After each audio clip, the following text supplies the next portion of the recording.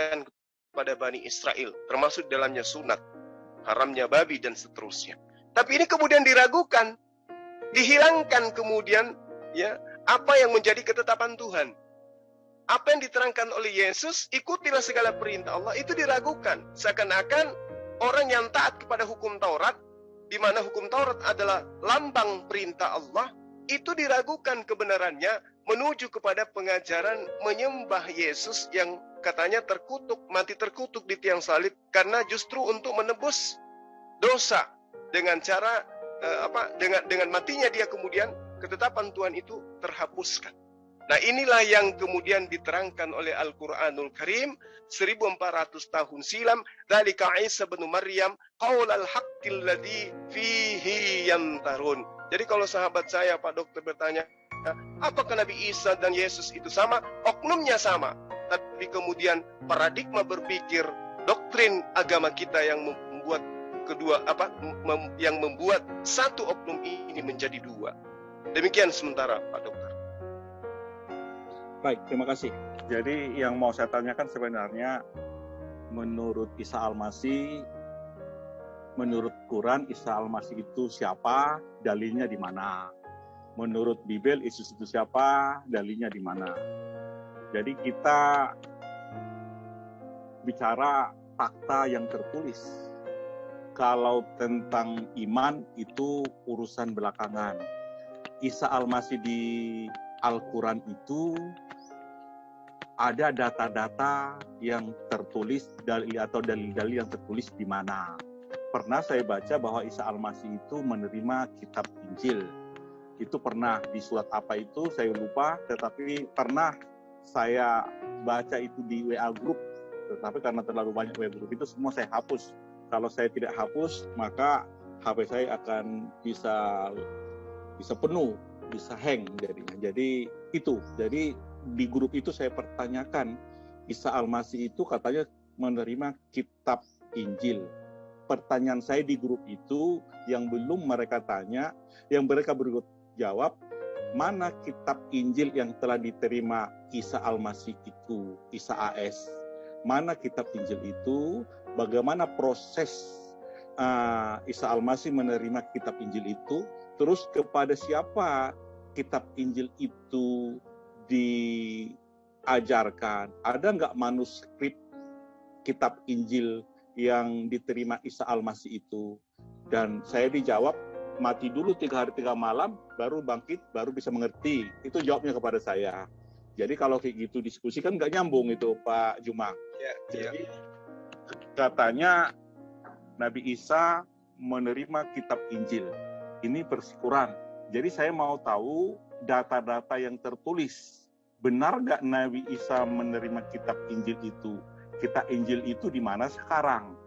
Itu Pak Juma. Baik. Ya, jadi Al-Quran menerangkan ya, di beberapa ayat terkait dengan Nabi Isa alaihissalam. Ketika Al-Quran mengatakan in huwa illa abdun al'amna alaihi wa ja'alnahu mathalan li bani Israel, ya, bahwa Nabi Isa alaihissalam itu hanyalah hamba Allah yang diutus kepada Bani Israel. Kemudian Nabi Isa alaihissalam disebut sebagai jalan yang lurus. Kemudian dinyatakan lagi bahwa Nabi Isa alaihissalam itu diberikan membawa hikmah. Ya, hikmah di sini adalah Injil. Lalu kemudian Nabi Isa alaihissalam juga diterangkan sebagai sosok yang akan datang kemudian untuk menjadi hakim. Nah, terkait dengan Injil yang diwahyukan oleh Allah kepada Nabi Isa alaihissalam. Baik, Al-Quran menjelaskan begini. Rasulullah Muhammad sallallahu alaihi wasallam ketika diwahyukan oleh Allah berupa kitab, itu bukan merupakan sebuah buku. Jadi bukan buku, bukan dalam kitab, dalam konsep buku dalam arti kata sudah membentuk sebuah kitab. Tapi kemudian Al-Quran menerangkan bahwa baginda Rasulullah Muhammad SAW itu diberi Al-Quran, diberi kitab Al-Quran. Zalikal kitabu la raiba fihi hudal lil muttaqin. Pertanyaannya kemudian, apakah kitab Al-Quran sudah ada pada zaman Rasulullah? Jawabannya belum. Tetapi hikmat Al-Quran, lafaz-lafaz Al-Quran, dalil-dalil Al-Quran, ayat-ayat Al-Quran sudah diwahyukan pada masa baginda Rasulullah Muhammad SAW. Maka diterangkan, zalikal kitabu la raiba fihi hudal lil muttaqin. Kitab Al-Quran itu tidak ada keraguan padanya. Nah, pada bulan Ramadan kemudian diturunkan Al-Quran kepadamu. Padahal pada masa itu belum ada kitab Al-Quran. Nah, sama. Ketika kemudian Nabi Isa alaihissalam diterangkan diberi Injil, diberi kitab kepadanya, maksudnya adalah lafaz firman Allah yang diberikan berupa hikmat yang Nabi Isa alaihissalam sampaikan kepada Bani Israel. Lalu apa perbedaannya kitab suci Al-Quran dengan kitab suci Injil? Apa perbedaannya di dalam prosesi kodifikasi, penyampaian, penulisan, dan seterusnya? Al-Quran disampaikan oleh baginda Rasul Muhammad SAW kepada para sahabatnya, dituliskan, dihafalkan. Lalu kemudian murid-muridnya atau sahabatnya berjuang bersama-sama menegakkan ayat-ayat suci Al-Quran tanpa ditinggalkan, tetapi berjuang bersama sampai puluhan tahun, mengembangkan misi Nabi yang sama seperti Musa, menundukkan hukum-hukum kepada raja-raja, pada bangsa-bangsa.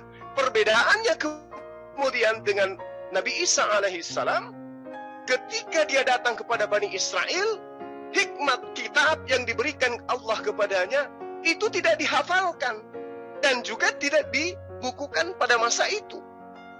Sehingga terkait dengan apa yang diterangkan oleh Al-Quran, Injil ini kemudian ditorehkan dengan tulisan-tulisan yang tercemar. Diterangkan di dalam Al-Quran surah Al-Baqarah ayat 79. Jadi perbedaannya sangat jelas. Baginda menerima wahyu, dihafalkan, dibukukan. Pembukuannya kemudian disahkan berdasarkan terhadap apa yang Rasulullah Muhammad SAW dengarkan dan Rasulullah SAW lihat di antara para sahabatnya. Ada Utsman, ada Umar, dan semua penghafal pada masa itu dan juga penulis. Sementara Yesus ketika menyampaikan firman, Nabi Isa maksud saya, ketika menyampaikan firman, itu murid-muridnya tidak menuliskan. Dia tidak membukukan. Dia tidak menghafalkan.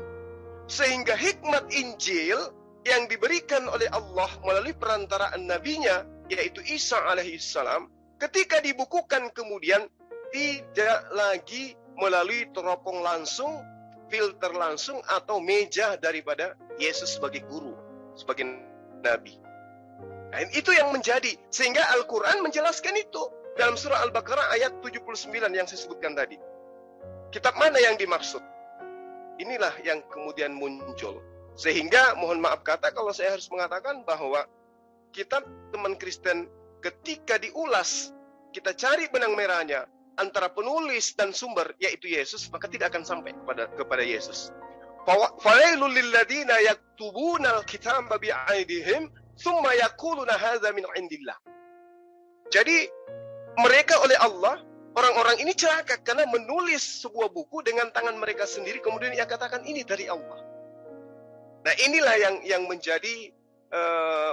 menjadi jawaban dari saya ketika Pak Dokter bertanya, mana Injil itu?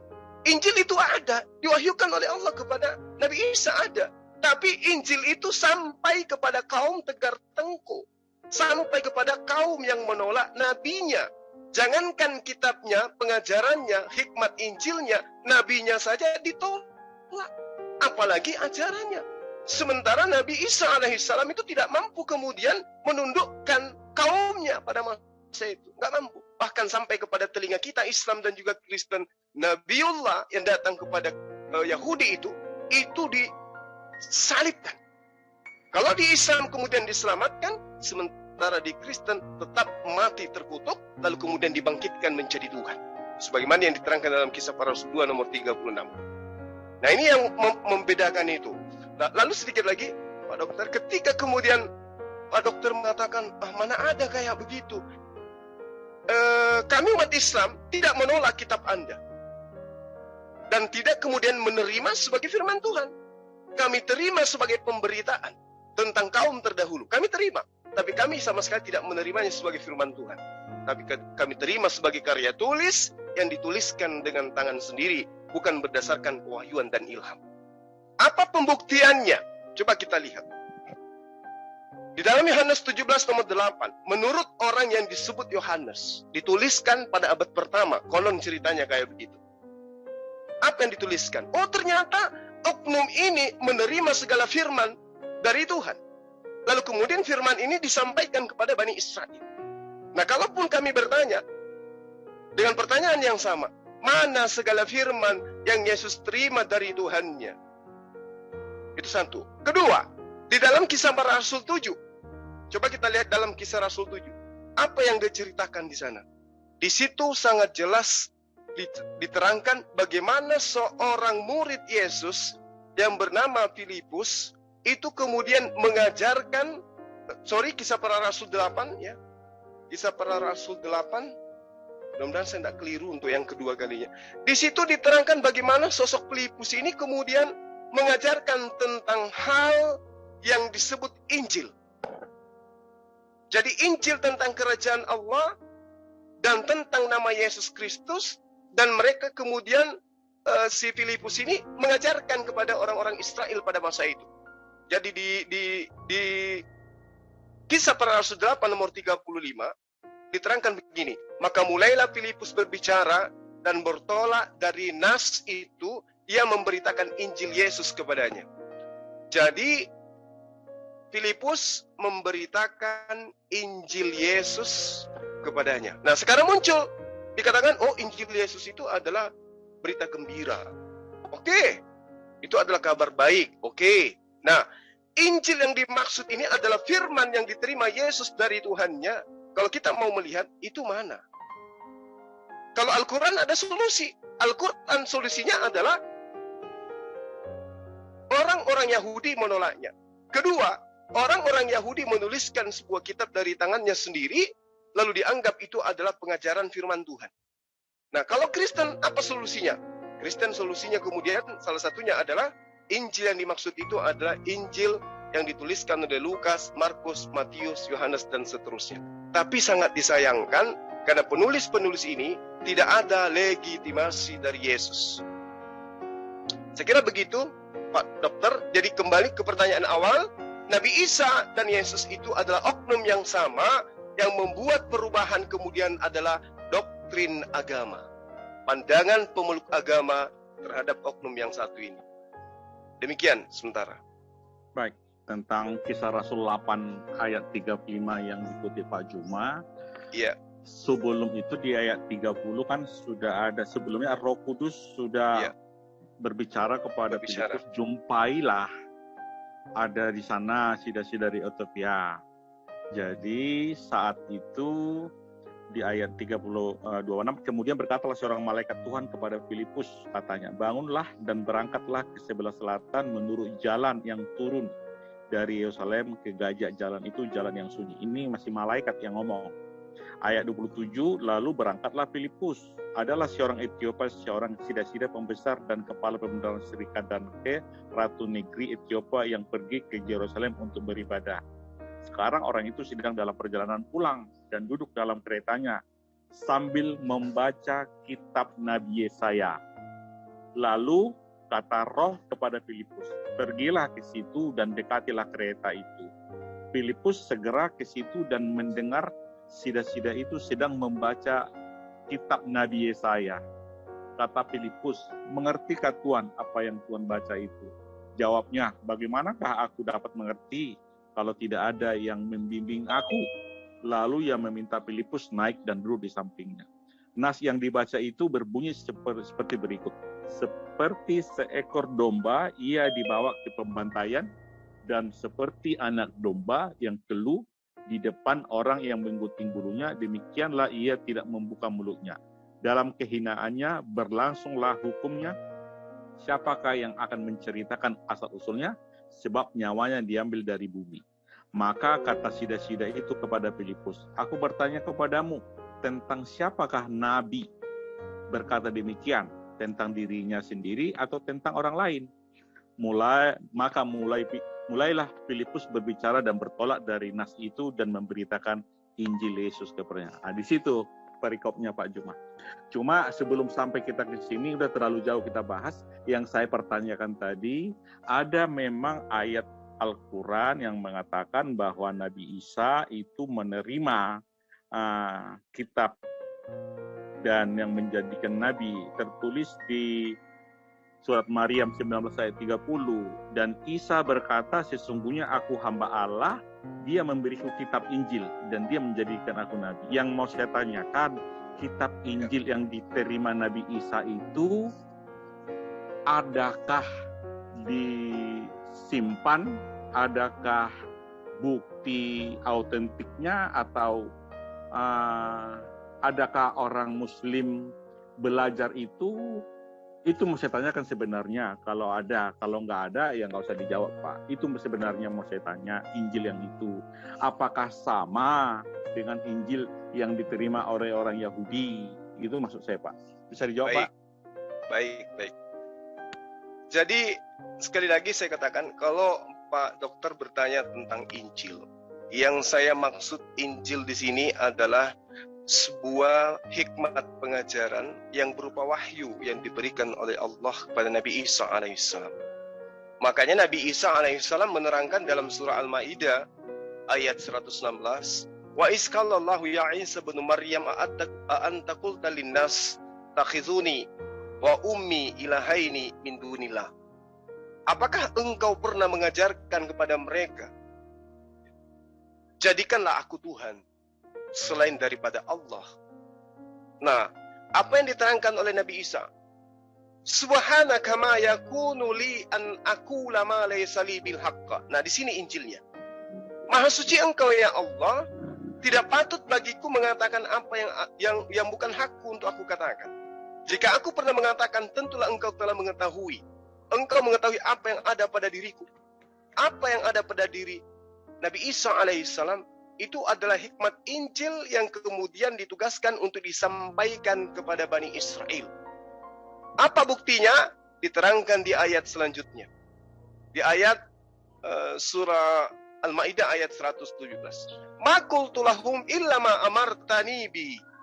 Aku tidak pernah mengatakan kepada mereka kecuali apa yang engkau perintahkan kepada aku untuk aku sampaikan. Nah, inilah Injil. Apa Injil itu? Apa hikmat Injil? Di antaranya adalah ani a'budullah rabbi wa rabbakum. Sembahlah Allah, Tuhanku dan Tuhanmu.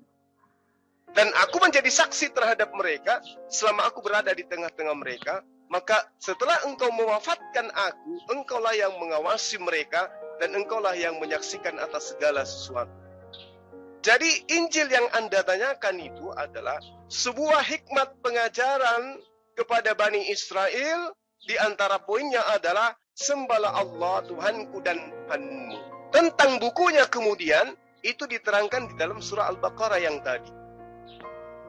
Sama seperti yang diterangkan oleh surah Al-Baqarah di ayat 159 misalnya, innal ladina yaktumuna ma anzalna minal bayyina wal huda min ba'di ma bayyanahu lin-nas fil kitab. Sesungguhnya orang-orang yang menyembunyikan apa yang telah kami wahyukan. Nah, ini diwahyukan melalui perantaraan para nabi, di antaranya Nabi Isa. Berupa keterangan-keterangan yang jelas dan petunjuk setelah kami menerangkannya kepada manusia dalam Alkitab, nah Injil. Mereka dilaknati oleh Allah karena mereka menyembunyikan. Coba.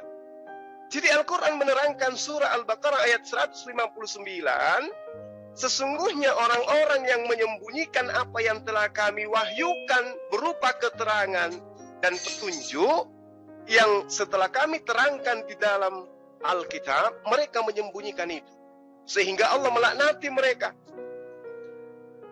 Jadi diberikan hikmat pengajaran, diberikan hikmat wahyu, ilham Isa itu kepada Bani Israel. Tapi kemudian mereka menyembunyikan dan menggantikannya dengan apa yang diterangkan dalam surah Al-Baqarah ayat 79. Wawailul lilladzina yaktubuna kitab biaidihim thumma yaquluna hadza min indillah liyashtaru bihi thamanan qalila. Mereka hanya mendapatkan keuntungan yang sedikit, merubah firman Tuhan menjadi perkataan mereka sendiri, lalu mereka katakan itu dari Allah. Jadi kalau sahabat saya, Pak Dokter bertanya, mana Injil itu? Injil itu telah disembunyikan dan kemudian dirubah dengan perkataan-perkataan manusia yang kemudian dijajakan kepada non-Yahudi, non-Israel. Itu Pak Dokter jawaban saya. Baik. Jadi Pak Juma tadi menampilkan Al-Maidah ayat 117 ya? Ya, 17, 116. Jadi kebetulan kami pernah diskusi di grup bahwa itu tentang Tritunggal itu. Memang Al-Quran mengoreksi Tritunggal yang mengatakan bahwa Maria itu adalah Tuhan. Itulah yang dikoreksi Al-Quran. Jadi kebetulan teman saya itu seorang Muslim juga, tapi dia agak netral. Dan dia menerangkan itu, bahwa, saya bacakan di mana tadi ya, di Al-Maidah 5, 116. Wahai, dan ingatlah ketika Allah berfirman, wahai Isa putra Maryam, engkaulah yang mengatakan kepada orang-orang, jadikanlah aku dan ibumu sebagai dua Tuhan selain Allah. Isa menjawab, Maha suci engkau, tidak patut bagiku mengatakan apa yang bukan hakku. Jika aku pernah mengatakan, tentulah engkau telah mengetahuinya. Engkau mengetahui apa yang ada pada diriku, dan aku tidak mengetahui apa padamu. Sungguh engkau yang maha mengetahui segala isi yang gaib. Itu yang 116 ya. 117 baru Pak Juma yang terangkan tadi. Jadi inilah yang dikoreksi oleh Quran tentang Kristen sesat yang mengajarkan Tritunggal. Tritunggal yang dikoreksi itu mengatakan bahwa Maria adalah Tuhan. Isa dan Maria adalah Tuhan. Dan Isa di sini mengatakan tidak. Dan inilah Tritunggal yang ini yang dikoreksinya. Dan memang ada istilahnya kemarin, saya lupa, ada pada zaman itu memang ada ajaran Kristen sesat. Ajaran Kristen sesat itulah yang kemudian dikoreksi oleh Quran. Bukan Tritunggal yang sekarang. Bukan Tritunggal yang Bapa, Firman, Roh Kudus, ketiganya satu. Bukan itu yang dikoreksi. Tetapi ada Kristen sesat. Kristen sesat itulah yang dikoreksi Quran. Itu konteksnya. Saat itu memang kami berdebat di bincang lintas agama, dan itu memang saya catat, dan saya karena terlalu banyak catatan itu, kuhapus semua catatan-catatan itu sehingga terlupakan. Tetapi masih saya ingat sekilas ketika Pak Juma menampilkan Al-Maidah 117. Padahal 116 ada, tapi dilangkai Pak Juma itu katanya seperti itu. Ada memang Tritunggal versi Kristen sesat dan yang mengatakan bahwa Maria itu adalah Tuhan. Dan Isa dan Maria dijadikan Tuhan. Apa ini? Ayat Al-Quran untuk mengoreksi ajaran sesat Kristen yang menyembah Maria, namanya Koliridianisme. Nah, Koliridianisme itu dah yang dikoreksi Quran. Dan kembali ke topik kita, jadi intinya di dalam Quran itu Isa adalah nabi, adalah utusan Allah. Baik, saya kan bicara tentang Bible, bahwa Yesus itu memang ada diutus turun dari sorga dan menjadi manusia. Karena sebelumnya utusan itu di dalam Bible bisa malaikat, pesan Tuhan diutus melalui malaikat kepada oknum tertentu seperti ke Zakaria, ke Maria, kepada para gembala di padang. Bisa melalui malaikat. Kepada Abraham juga, juga kepada Musa. Jadi Allah itu bisa menyampaikan pesan kepada nabi-nabi. Jadi itu pertama. Yang kedua, nabi-nabi menyampaikan pesan Allah kepada masyarakat umum di luar nabi. Yang ketiga, Allah bisa mengutus firman-Nya seperti definisi firman, bahwa firman yang keluar dari mulutku akan melaksanakan apa yang kukehendaki dan apa yang kusuruh. Itu. Jadi penyampai firman itu di dalam fakta pemahamannya bukan hanya nabi, malaikat juga bisa menyampaikan firman, tetapi kepada oknum tertentu seperti kepada nabi, kepada rasul, atau kepada orang-orang yang dianggap perlu. Contohnya kepada Abraham, dia menampakkan diri melalui malaikat, menyampaikan pesan melalui malaikat. Tetapi kepada masyarakat atau bangsa Israel, Tuhan atau Allah menyampaikan pesan melalui nabi-nabinya. Tapi seiring di semua nabi-nabi seperti Musa, Yosua, Yeremia, semua nabi-nabi yang menyampaikan firman itu ditolak. Karena semuanya sudah ditolak, maka Yesus sendiri turun dari sorga menyampaikan firman itu. Tentu sebagai dia firman menjadi manusia, supaya manusia bisa menerima firman. Makanya tertulis di Yohanes 17 bahwa dia menerima segala firman. Terus itu pertama. Yang kedua, segala kuasa telah diberikan kepada Yesus. Segala kuasa di sorga dan di bumi. Kuasa yang ada di sorga itu apa? Kuasa yang di sorga itu yang bisa memberikan hidup kekal, yang bisa mengampuni dosa, yang bisa membangkitkan hidup yang kekal. Kuasa sorga yang bisa mengutus nabi-nabi. Makanya Yesus bisa mengutus nabi-nabi, tertulis di Matius 23 ayat 1 dan 34 bahwa Yesus mengutus nabi. Jadi kuasa itu telah diterima. Yesus bisa mengampuni dosa karena Yesus telah menerima kuasa untuk mengampuni dosa. Yesus bisa membangkitkan orang mati pada akhir zaman karena kuasa itu terima dari sorga. Yesus juga bisa memberikan hidup kekal karena Yesus telah menerima kuasa itu. Siapakah Yesus? Di Yohanes 17 ayat 3, Yohanes 17 ayat 5, sebelum dunia ada, Yesus sudah ada. Kalau saya bacakan di Yohanes 17 yang sering di dalam debat, dalam diskusi sering disalahpahami, banyak yang emosional, tapi banyak juga yang sangat fleksibel. Pernah kami bahas ini di Zoom ini, ketika Pak Juma lagi nggak ada, mungkin kata Pak Jion ke gunung ya. Jadi ada Ustadz Alip. Jadi Pak Ustadz Alip bilang, ini pertama kali saya membaca Injil Yohanes 17 mulai 1 sampai 26. Kami baca ayat per ayat sama Pak Dr. Husaimah.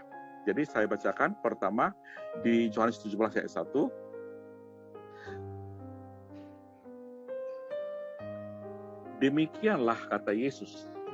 Lalu ia menengadah ke langit dan berkata, Bapa, telah tiba saatnya, permuliakanlah anakmu, supaya anakmu mempermuliakan engkau. Sama seperti engkau telah memberikan kepadanya kuasa atas segala yang hidup. Demikian pula ia akan memberi hidup yang kekal kepada semua yang telah engkau berikan kepadanya.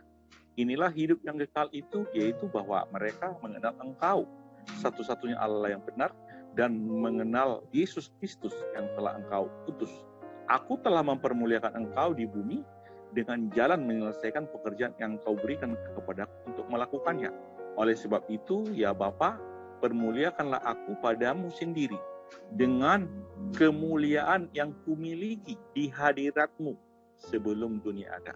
Sampai di sini, ketika kami bahas di grup dan di Zoom, bahwa doa Yesus adalah agar Bapa mempermuliakan Yesus, supaya Yesus mempermuliakan Bapa. Ini doanya. Jadi Bapa dimohon supaya mempermuliakan Yesus. supaya Yesus mempermuliakan Bapa. Ada timbal balik atau sebab akibat. Jika kamu mempermuliakan aku, maka aku mempermuliakan engkau. Jika kamu tidak memuliakan aku tidak mempermuliakan engkau. Semacam itu. Seperti selepel. Kalau Bapa tidak mempermuliakan anak, anak tidak mempermuliakan Bapa. Jadi ada semacam syarat bargaining di sini. Ya, terus di ayat 2 ini jarang dibahas bahwa Bapa telah memberikan kepada Yesus kuasa atas segala yang hidup. Itu poin pertama. Yang kedua, bahwa Bapa telah memberi kuasa agar Yesus memberikan hidup kekal. Baru yang ketiga, inilah hidup yang kekal itu, bahwa mereka mengenal Engkau. Mengenal Engkau di situ mengenal Bapa, satu-satunya Allah yang benar, dan mengenal Yesus Kristus yang telah Engkau utus. Setelah kami diskusi lagi, nampaklah di 1 Korintus 8 ayat 6. Ini pun sudah kami bahas sama Pak Jion di grup ini juga ketika Pak Juma nggak ada. Namun bagi kita hanya ada satu Allah saja, yaitu Bapa, yang dari badannya berasal dari segala sesuatu, dan untuk Dia kita hidup. Dan satu Tuhan saja, yaitu Yesus Kristus, yang olehnya segala sesuatu telah dijadikan, dan yang karena Dia kita hidup. Jadi pengertian Kristen bahwa Allah berbeda dengan Tuhan. Nah, terjawablah pertanyaan Pak Juma di Kisah 2 ayat 36, bahwa Allah telah menjadikan Yesus sebagai Tuhan. Karena Tuhan di sini adalah firman atau penguasa. Tuhan di sini seperti ini, hanya ada satu Tuhan, Yesus Kristus, yang olehnya segala sesuatu telah dijadikan. Yang kita tahu segala sesuatu dijadikan oleh firman. Maka yang ada di sorga, Bapa adalah Allah, firman adalah perkataan Allah, Roh Kudus adalah napas Allah. Jadi ketiganya satu. Jadi terus terang setelah saya diskusi, pemahaman saya berkembang. Kalau dulu saya mengatakan Bapa, firman, dan Roh Kudus ketiganya satu, firman yang di sorga telah menjadi manusia, Bapa dan Roh Kudus tetap di sorga, nggak tinggal. Jadi dari keterangan-keterangan saya ini, kita bandingkan dengan Isa Al-Masih yang ada di Al-Quran, menurut data-data, kalau di Bible kan jelas, kuasa di sorga di bumi telah diberikan kepada Yesus. Kuasa untuk mengutus nabi, kuasa untuk membangkitkan orang mati, kuasa untuk mengampuni dosa, kuasa untuk memberikan hidup kekal. Apakah Isa Al-Masih itu memiliki kuasa seperti yang diberikan kepada Yesus? Kalau ada, bisa nggak ditampilkan? Demikian Pak Juma. Baik. Dari paparan Pak Dokter, itu justru menguatkan Al-Quran. Jadi paparan-paparan yang kemudian Pak Dokter sajikan, kemudian Pak Dokter dudukkan Yesus sebagai Tuhan di dalam 3 pribadi yang adalah satu. Itulah yang kemudian yang diterangkan oleh Al-Quran. Adanya kemudian pengajaran orang-orang yang membentuk sebuah pengajaran, dianggapnya itu adalah firman Tuhan, tapi itu adalah tulisan tangan mereka. Itu diurai dari 1400 tahun silam. Nah, terkait dengan kejadian luar biasa, diberi kuasa dan seterusnya, mampu membangkitkan orang mati, Al-Quran 1400 tahun silam juga sudah menerangkan itu. In huwa illa abdun an'amna alaih wa ja'alnah mathalan libani Israel. Isa tidak lain hanyalah seorang hamba Allah yang diberi nikmat kenabian kepadanya dan dijadikan sebagai tanda, sebagai bukti kebesaran Allah, kekuasaan Allah untuk Bani Israel. Ini yang diterangkan oleh Al-Quran. Ya, jadi apa yang Pak Dokter terangkan itu justru menguatkan Al-Quranul Karim bahwa Nabi Isa alaihissalam itu adalah sosok Nabi, sosok Rasul yang wajib hukumnya diimani. Lalu kemudian Al-Quran menerangkan wa ja'alna bana Maryama wa ummahu ayatan wa awaynahuma ila rabwatin zatin qararan wa ma'in. Ini yang dijelaskan oleh Al-Quran. Dan telah kami jadikan Isa, anak laki-lakinya Maryam, bersama dengan ibunya sebagai suatu bukti yang nyata bagi kebesaran kami, bagi kekuasaan kami. Dan kami melindungi mereka berdua di sebuah dataran tinggi, tempat yang tenang, rindang, dan banyak buah-buahan dengan mata air yang mengalir. Ini yang diterangkan oleh Al-Quran. Jadi kalau kemudian sahabat saya, Pak Dokter, mengatakan, adakah kuasa itu diberikan oleh Allah kepada Nabi Isa alaihissalam? Ada. Dari bayi kemudian beliau ini sudah mampu berbicara. Ini kekuasaan, ini mukjizat yang diberikan oleh Allah kepada Nabi Isa alaihissalam. Nabi Isa kemudian mampu melakukan tanda-tanda kenabian di depan Bani Israel. Al-Quran menjelaskan bahwa Nabi Isa itu di dalam ayat suci Al-Quran diterangkan di surah Al-Ma'idah ayat 110.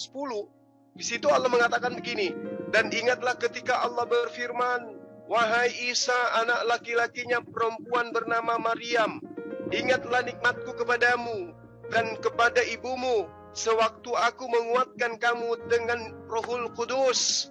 Engkau dapat berbicara dengan manusia pada masa engkau masih dalam buayan dan setelah dewasa. Dan ingatlah ketika aku mengajarkan menulis kepadamu, juga hikmah, Taurat dan Injil. Dan ingat juga ketika engkau membentuk tanah berupa burung dengan izinku, kemudian engkau meniupnya, lalu menjadi seekor burung yang sebenarnya dengan seizinku. Dan ingatlah ketika engkau menyembuhkan orang yang buta sejak lahir, dan orang yang berpenyakit kusta dengan seizinku. Dan ingatlah ketika engkau mengeluarkan orang mati dari kubur menjadi hidup dengan seizinku. Dan ingatlah ketika aku menghalangi Bani Israel dari keinginan mereka membunuhmu, dikala waktu itu engkau mengemukakan kepada mereka keterangan-keterangan yang nyata. Lalu orang-orang kafir Yahudi di antara mereka berkata, ini tidak lain hanyalah sihir yang nyata. Ini diterangkan oleh Al-Quran dari sejak 1400 tahun silam.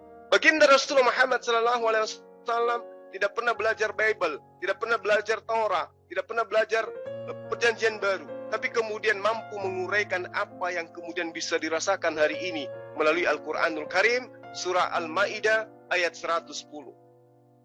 Dari mana baginda Rasulullah Muhammad SAW tahu? Tentu pewahyuan, karena dia adalah orang yang buta huruf. Berlainan dengan apa data-data yang ada dalam kitab sahabat saya, itu dituliskan berdasarkan hasil penyelidikan dari kesaksian-kesaksian orang yang ada pada masanya. Lalu kemudian, kalau Al-Quran menerangkan bahwa sosok itu adalah sosok yang datang kepada Bani Israel, mengajarkan kemudian tentang menyembah kepada Allah, berarti apa yang dituangkan dalam Al-Quran, itulah yang terjadi pada masa itu. Wa Maryam bnata Imran lati ahsanat farjaha فَنَفَخْنَا فِيهِ مِنْ رُوحِنَا وَصَدَّقَتْ بِكَلِمَاتِ رَبِّهَا وَكُتُبِهِ وَكَانَتْ مِنَ الْقَانِتِينَ.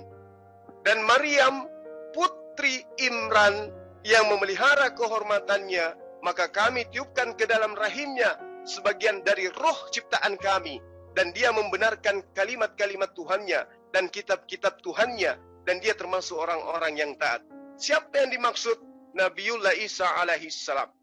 Perbedaannya kemudian yang signifikan antara Islam dan Kristen terhadap sosok ini. Allah Subhanahu wa ta'ala menerangkan bahwa ketika dia ingin menciptakan sesuatu, innama amruhu idza arada syai'an ayyaqula lahu kun fayakun.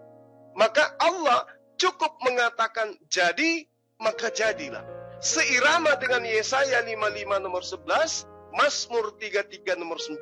Ketika Allah memberikan perintah, maka buah dari perintah itu adalah menjadi atau terjadi atau ada. Nah, ini yang diterangkan oleh Al-Quran.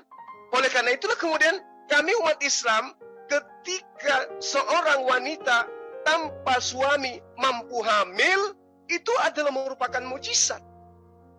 Lalu kemudian orang yang memiliki akal lemah, bagaimana mungkin kemudian seorang wanita bisa hamil tanpa suami? Itu lemah kali akalnya. Kenapa? Karena dia tidak mengindahkan kekuasaan Allah. Kalau Allah Subhanahu wa ta'ala, Allah pencipta langit dan bumi, mampu menciptakan langit dan bumi yang seluas, sebesar dan sedahsyat ini, maka apa susahnya bagi Allah menciptakan sperma kemudian dimasukkan ke dalam rahim Maria, kemudian Maria hamil, lalu melahirkan manusia bernama Isa alaihissalam.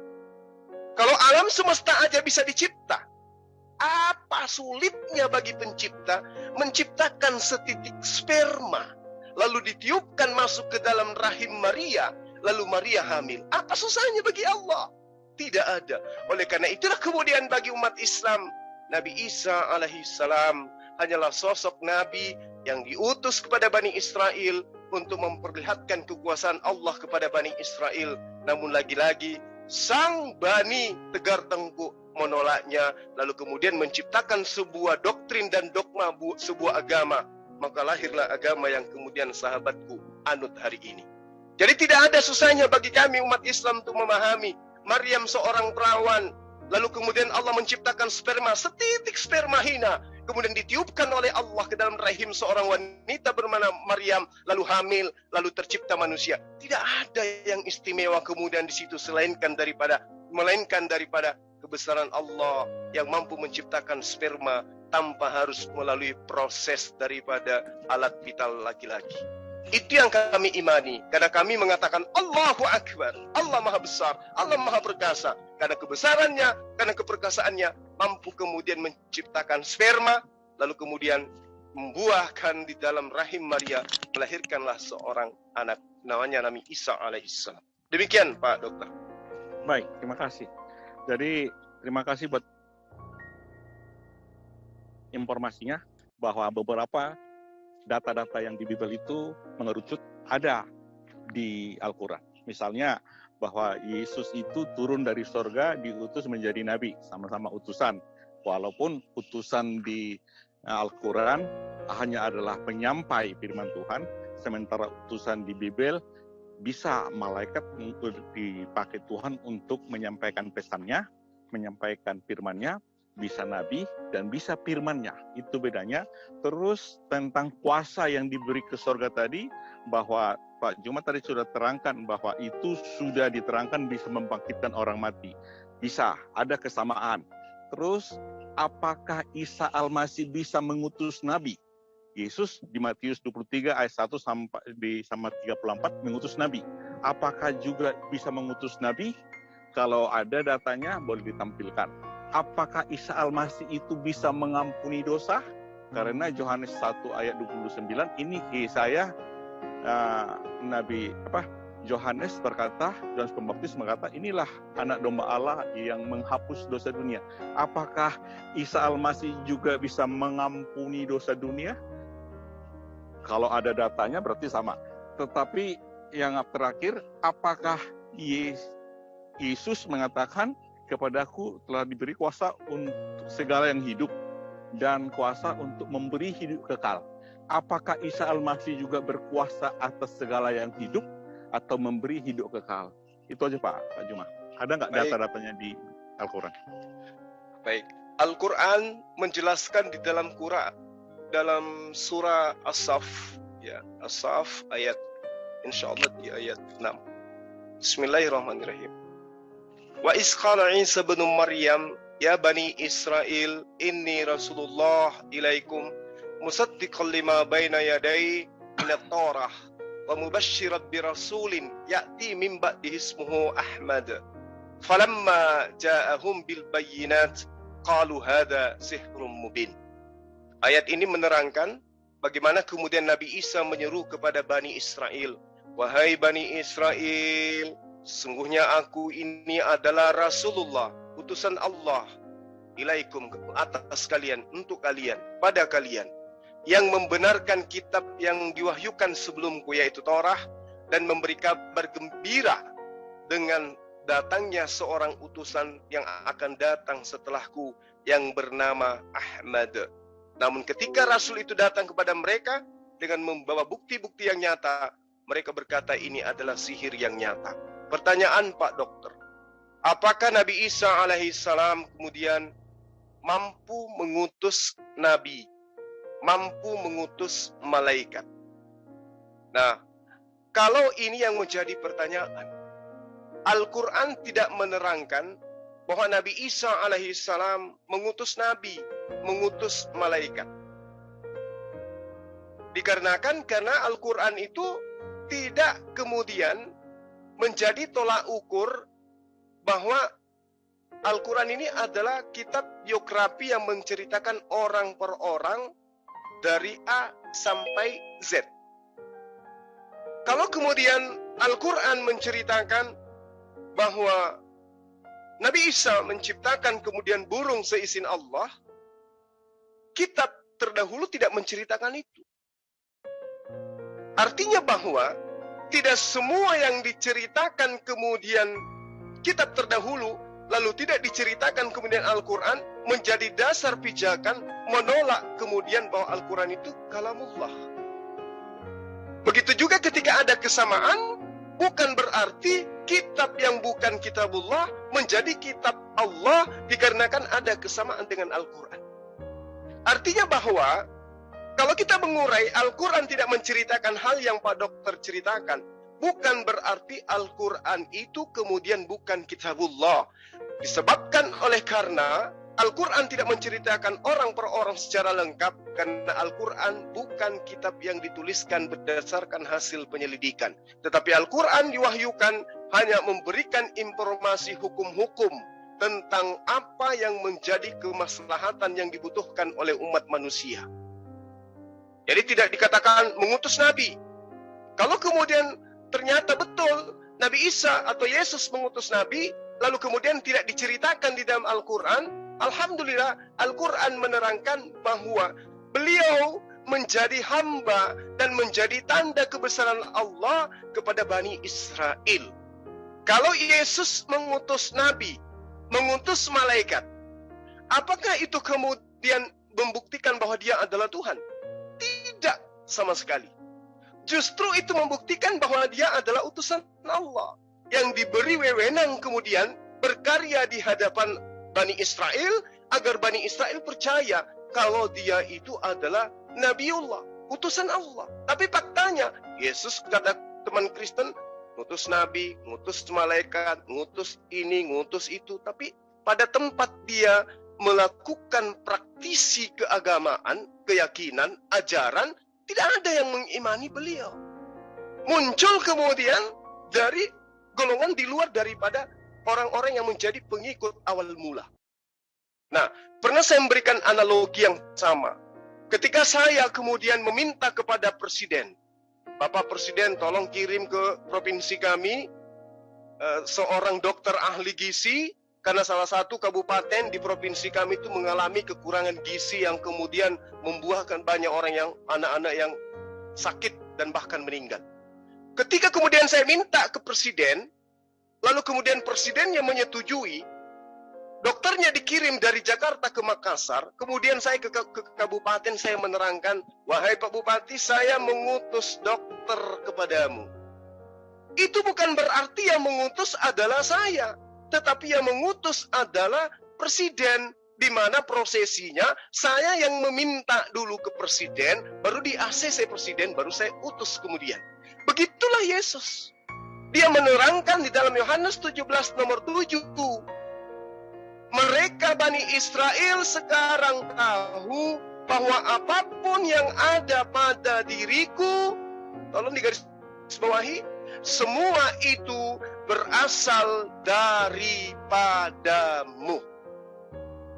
Berarti ngutus dokter, ngutus malaikat, ngutus nabi, ternyata Bani Israel tahu apa yang Yesus lakukan itu hanya bukti bahwa berasal dari Tuhan yang telah mengutus Yesus. Nah, orang yang punya akal lemah kemudian prosesi informasi-informasi seperti ini dijadikan sebagai doktrin dan dogma untuk menuhankan kepada Nabiullah, untuk menuhankan kepada Rasulullah, yang kemudian seorang nabi, seorang rasul dengan lantang mengatakan, mintalah sesuatu dalam namaku, maka aku akan mengabulkan. Kenapa demikian? Karena dia adalah wakil Tuhan. Apa yang diminta dalam namanya, kalau kita adalah pengikutnya yang sesungguhnya, maka itu akan dikabulkan oleh Allah. Sama dalam pengajaran Islam. Di dalam Islam ketika minta kepada Allah, dianjurkan terlebih dahulu kemudian melakukan ucapan salawat, memuji kepada baginda.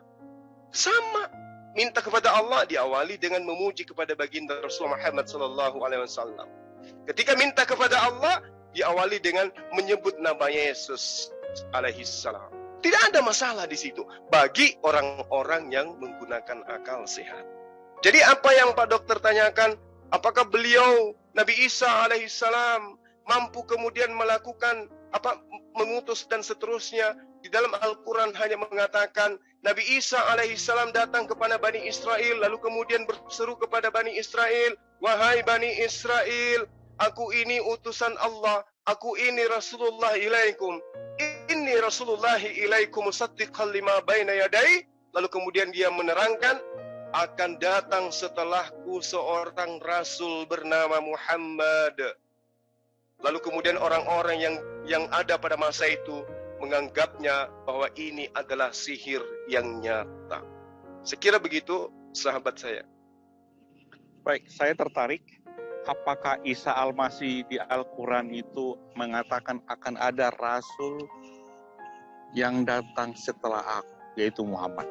Boleh ditampilkan dalilnya? Di dalam surah As-Saff ayat 6. Nanti saya akan mengkonvert dengan Bible, pernyataan Yesus. Satu-satu Pak, surat. Iya. Nomor berapa surah As-Saff itu? Surat apa? As-Saff ayat 6. As-Saff itu nomor berapa? Oh, kalau nomornya saya nggak tahu. Saya Al-Fatihah biasa menghafal. 1, 2 Al-Baqarah, 3 Al-Imran, An-Nisa 4, Al-Maidah 5. Kalau nggak salah surah ke-7.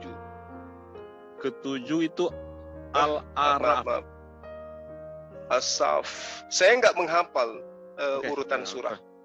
Iya, saya menghafal nama surah saja. Surah As-Saff. Boleh yang As-Surah 26. Yeah. As-Saff Pak ya, As-Saff sebentar. As-Sajah 32. As-Saffat 37 ya. Surat As-Saffat.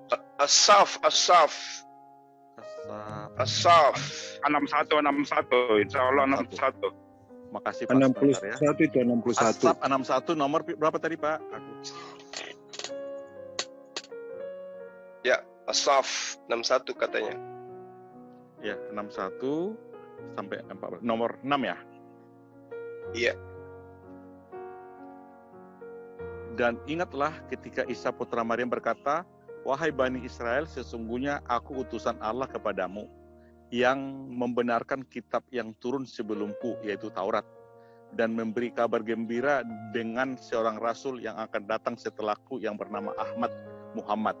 Namun ketika Rasul itu datang kepada mereka, membawa bukti yang nyata, mereka katakan itu sihir. Ya, terus? Tadi Pak Juma bilang akan menghubungkan dengan kitab Bible di mana? Ya, kalau di dalam Bible, salah satunya adalah di dalam Yohanes 14 nomor 26. Yohanes 14. Iya.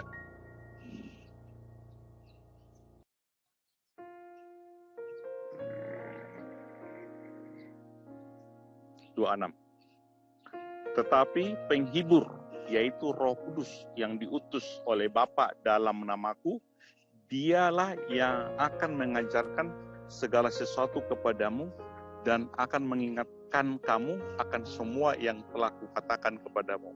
Ini perkataan Yesus kepada murid-muridnya. Iya. Lalu menurut pemahaman Bapak gimana ini? Ya, jadi roh kebenaran di sini kalau Bapak melihat di dalam pengajaran Yohanes 1 Yohanes 4, ternyata yang dimaksud roh itu adalah nabi. Waspadalah 1 Yohanes 4 ayat. Bentar Pak. Bentar. Waspadalah kepada setiap roh, kepada setiap roh. Itu dalilnya ya. Ujilah setiap roh.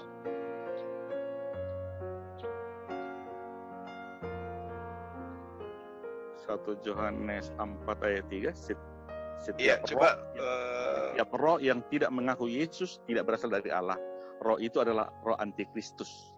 Dan tentang Ya. dia telah kamu dengar bahwa ia akan datang dan sekarang ini ia sudah ada di dalam kamu. Itu maksudnya.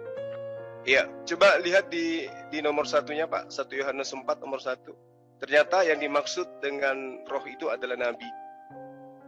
Saudara-saudaraku yang kekasih, janganlah percaya akan setiap roh, tetapi ujilah roh-roh itu, apakah mereka berasal dari Allah. Sebab banyak nabi-nabi palsu yang telah muncul dan pergi ke seluruh dunia. Iya, berarti roh itu identik dengan nabi. Makanya roh itu harus diuji, artinya begini. Ketika roh itu datang, maka roh itu berbentuk manusia, yaitu nabi. Makanya diterangkan, ujilah. Nah, ketika di dalam Yohanes 14 nomor 26, di situ diterangkan roh kebenaran. Akan tetapi apabila datang penolong yang akan kusuruhkan kepadamu dari Bapa, yaitu roh kebenaran. Nah, kalau roh ini sama dengan nabi, yaitu nabi kebenaran yang keluar dari Bapa, ialah yang akan bersaksi tentang aku. Kalau di dalam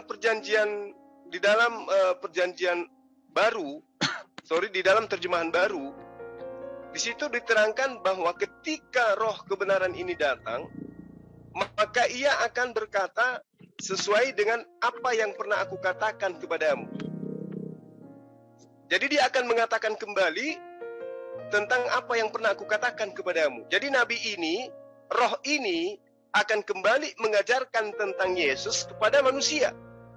Apa yang pernah Yesus ajarkan kepada Bani Israel, kembali diajarkan pengulangannya terhadap melalui roh penolong tersebut. Nah, makanya di dalam Islam terkait dengan pengajaran Nabi Isa alaihissalam itu berkesesuaian dengan ajaran Yesus kepada Bani Israel. Ketika Yesus mengatakan, aku utusan Allah, di Islam diajarkan melalui Nabi Rasulullah Muhammad SAW bahwa beliau itu adalah Nabiullah, ya utusan Allah, tidak berubah menjadi Allah. Siapa yang kemudian mengulang kembali pengajaran Nabi Isa atau Yesus kepada manusia? Kalau dibilang Paulus, setelah Yesus, karena dia juga disebut Nabi, di dalam Kisah Para Rasul 13, Saulus di situ masuk ke dalam deretan Nabi. Tapi Paulus ini tidak mengajarkan perkataan Yesus yang pernah Yesus katakan kepada murid-muridnya. Justru yang mengatakan kembali itu adalah baginda Rasulullah Muhammad SAW. Berbagai dalil yang saya uraikan tadi, Pak Dokter, di atas, bahwa ketika Nabi Isa alaihissalam datang, dia berkata-kata bukan dari dirinya, tetapi apa yang dikatakan adalah apa yang diperintahkan Tuhan untuk ia katakan. Itu yang saya katakan kepada sahabat saya, Pak Dokter, di awal. Zalika Isa bin Maryam qaulal haqqil ladzi fihi yamtarun. Itulah Isa putra Maryam mengatakan perkataan yang benar yang mereka ragukan kebenarannya. Nah, ini yang saya urai di awal, bahwa ketika Al-Quran menerangkan bahwa Nabi yang datang kepada Bani Israel menyampaikan kepada Bani Israel akan datangnya sosok yang bernama Ahmad, itu indikasinya ada di dalam kitab Yohanes 14 nomor 15 sampai nomor 26, kemudian nomor 27, lalu kemudian di Yohanes 16 nomor 7 sampai nomor 15. Seperti itu, Pak Dokter. Baik, saya jawab ya. Silakan. Jadi, Pak Saya Juma sedikit lagi, Pak, nanti setelah Bapak ini saya pamit dulu sejenak, habis saya ibadah maghrib, saya masuk lagi. Silakan, Pak, silakan. Baik, karena Pak Juma menampilkan Yohanes 14 ayat 26, kita baca ulang. Tetapi penghibur, yaitu Roh Kudus, yang akan diutus Bapa dalam nama Aku. Jadi penghibur itu yaitu Roh Kudus. Roh Kudus itu menurut Bible adalah napas Allah. Roh Kudus itu menurut Al-Quran adalah malaikat Jibril. Jadi Yohanes 14 ayat 26, tetapi penghibur yaitu Roh Kudus yang akan diutus oleh Bapa dalam nama. Jadi Roh Kudus menurut Bible itu penghibur menurut Bible adalah Roh Kudus, bukan nabi. Kata Pak Jumat tadi 1 Yohanes 4 itu nabi. Jadi kita konteksnya kan Yohanes 14 ayat 26. Tetapi penghibur yaitu Roh Kudus yang akan diutus oleh Bapa dalam nama. Dialah yang akan mengajarkan segala sesuatu kepadamu dan akan mengingatkan kamu akan semua yang telah kukatakan kepadamu. Jadi menurut versinya Bible, Roh Kudus itu adalah napas Allah yang akan mengajarkan segala sesuatu yang pernah dikatakan oleh Yesus. Kalau Roh Kudus itu adalah malaikat Jibril, berarti malaikat Jibril itulah yang akan mengajarkan segala sesuatu. Itu. Tapi karena ini versinya Alkitab, saya buka Yohanes 16 ayat 7. Yohanes 16 ayat 7.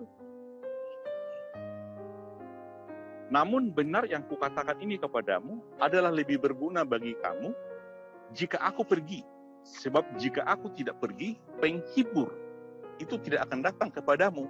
Tetapi jika aku pergi, aku akan mengutus dia kepadamu. Jadi penghibur yang dikatakan di Yohanes 14 ayat 26 itu akan diutus oleh Yesus setelah Yesus kembali ke sorga. Baru Yohanes 15 ayat 26.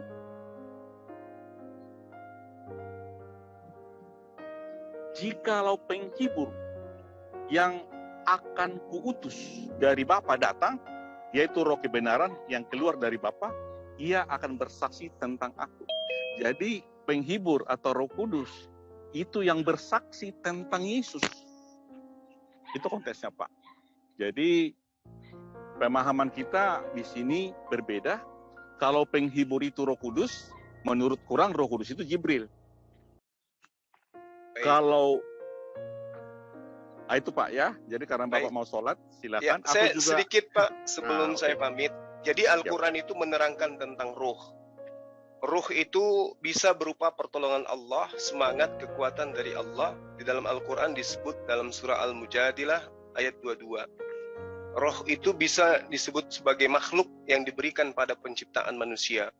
Roh juga bisa utusan Allah. Ya. Nah, terkait dengan apa yang disebut roh di dalam Yohanes 14, kenapa dia disebut roh? Karena roh ini gaib. Kenapa dikatakan gaib? Karena baginda Rasulullah Muhammad SAW itu memang masih berbentuk gaib. Dia belum wujud dalam rupa manusia. Maka dia disebut roh. Kalau kemudian diartikan ini adalah Ruhul Kudus, maka lebih tepat lagi. Karena Ruhul Kudus itu adalah artinya malaikat Jibril di dalam Al-Quran. Roh Kudus, roh makhluk gaib yang suci. Itulah malaikat Jibril yang disebut di dalam Al-Quran. Tapi kalau dia disebut sebagai roh penolong, dia disebut sebagai roh kebenaran, maka itulah yang dimaksud dengan nabi kebenaran, yang mengajarkan segala sesuatu yang bersumber dari Allah. Nah, kita lihat di dalam pengajaran Yohanes 16 nomor 12 ya. Dia katakan bahwa di data nomor 7 ya, sorry. Tetapi aku ini mengatakan yang benar kepadamu, bahwa adalah lebih berguna bagi kalian jikalau aku pergi. Karena jikalau aku tidak pergi, maka penolong itu tidak akan datang kepadamu. Artinya, ketika Yesus datang kepada Bani Israel, kalau dia adalah Roh Kudus, orang-orang pada masa itu sudah memiliki Roh Kudus, Pak. Berarti ini Roh Kudus dalam perspektif lain. Ya.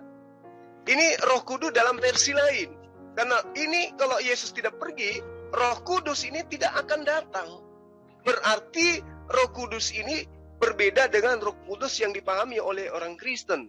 Karena Yesus ketika datang kepada Bani Israel, itu sudah bersama dengan Roh Kudus. Tapi kata Yesus, Roh Kudus yang ini tidak akan datang kalau aku tidak pergi. Lalu kemudian dikatakan di dalam Yohanes 16, bahwa Roh Kudus ini, penolong ini ketika dia datang, tidak berkata-kata dari dirinya sendiri. Akan tetapi, apa yang dia katakan adalah apa yang diperintahkan untuk ia katakan. Berarti posisinya sama-sama utusan. Lagi-lagi bukan Tuhan, tetapi dia utusan. Karena dia tidak berkata-kata dari dirinya sendiri. Melainkan apa yang dikatakan adalah apa yang diperintahkan oleh Tuhan untuk ia katakan. Makanya ketika dia datang kepada baginda Rasulullah Muhammad SAW, tidak menyebutkan namanya. Wahai Muhammad, aku ini malaikat Jibril, perkenalkan. Tidak seperti itu, karena memang tidak diperintahkan berkata-kata sesuatu yang tidak diperintahkan untuk ia katakan. Ini yang diceritakan oleh Yesus di dalam pengajarannya tentang nubuatan datangnya sosok penolong lain. Sekali lagi saya katakan, berdasarkan 1 Yohanes 4:1, roh bisa diartikan sebagai nabi. Berarti roh kebenaran adalah nabi kebenaran yang mengajarkan segala hukum-hukum, segala keadilan, dan penginsapan dunia akan dosa. Sehingga di dalam Islam tidak ada satupun kaidah yang tidak dijelaskan dalam Al-Quran.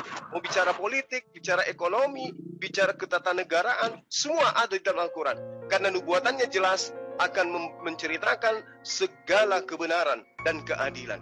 Saya kira begitu Pak Dokter, saya pamit kurang lebih 10 menit. Habis ini saya akan hadir lagi, saya ibadah sejenak.